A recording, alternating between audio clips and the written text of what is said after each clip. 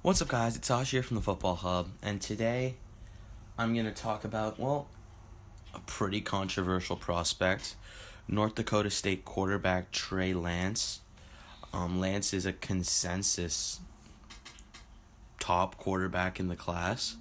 Some people have him as high as 3, and some people have him as far down as like 5 or 6. And I just wanted to, do what the series has said, what the series is titled.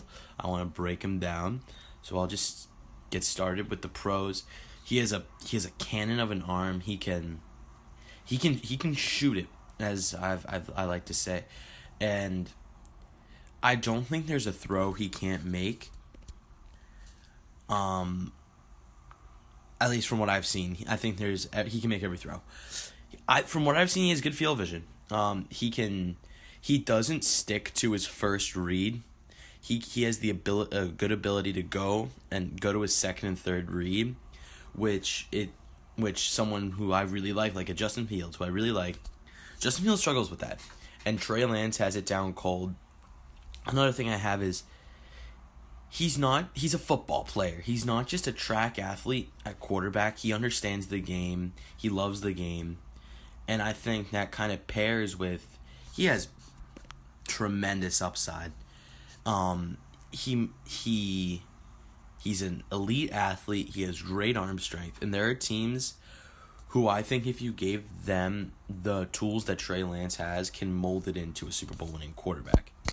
But for every pro, you also have a con. Lack of experience. He hasn't played that much. He only has like 15 starts, and at an FCS level.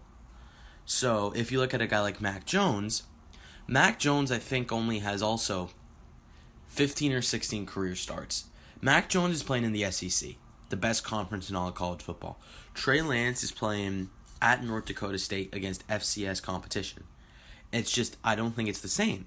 He's very raw, and he has to work on anticipation. I think he can sometimes overlead his receivers, and sometimes he can, and I think this also follows this. His accuracy on throws over the middle could really work. Like if he put every throw over the middle on the numbers, I think his numbers would be better, obviously. But he has a tendency to kind of put it behind and force the receiver to either make a harder catch or just have the ball be knocked away by the defensive back. So for the player comps, as I've done for all my quarterback player comps, I gave a high and a low. The low is Jamarcus Russell. And Trey Lance isn't as fat as Jamarcus Russell was. Jamarcus Russell weighed in at 270 pounds. Lance is never going to hit that, but I think the concept still applies of just a big guy who's a really good athlete and can shoot it, but it just didn't translate to the NFL.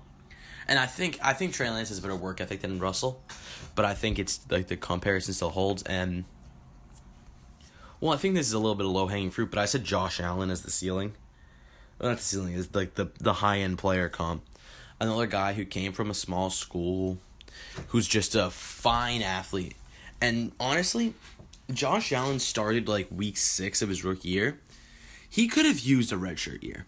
And I think that's the best case scenario for Trey Lance, is he goes to a place that can afford or that's willing to give him a redshirt year. And for example, my best fit's the Niners. I think the Niners would redshirt him. If the Niners draft Trey Lance, I'm almost certain he'd get redshirted. But if a team like the football team, let's just say the football team trade up to get Trey Lance, I think he would probably start day one, even though it would be forced. And I added this just to I added one more thing: the team to watch on Trey Lance, just to circle it back. I said the Patriots, and that's probably my bias coming out. But I could see him working in New England.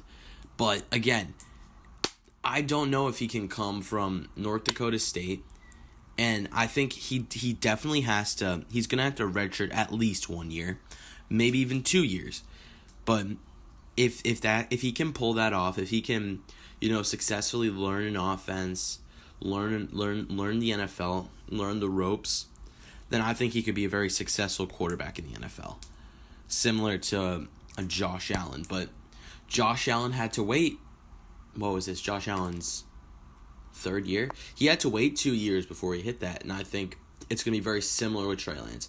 If you throw Trey Lance in as a day one starter, you could ruin him. And I think that would just be a lot of wasted talent and potential there. But I mean, that is going to wrap it up for me today. So thank you guys for watching. I will, in fact, see you in the next one. Peace.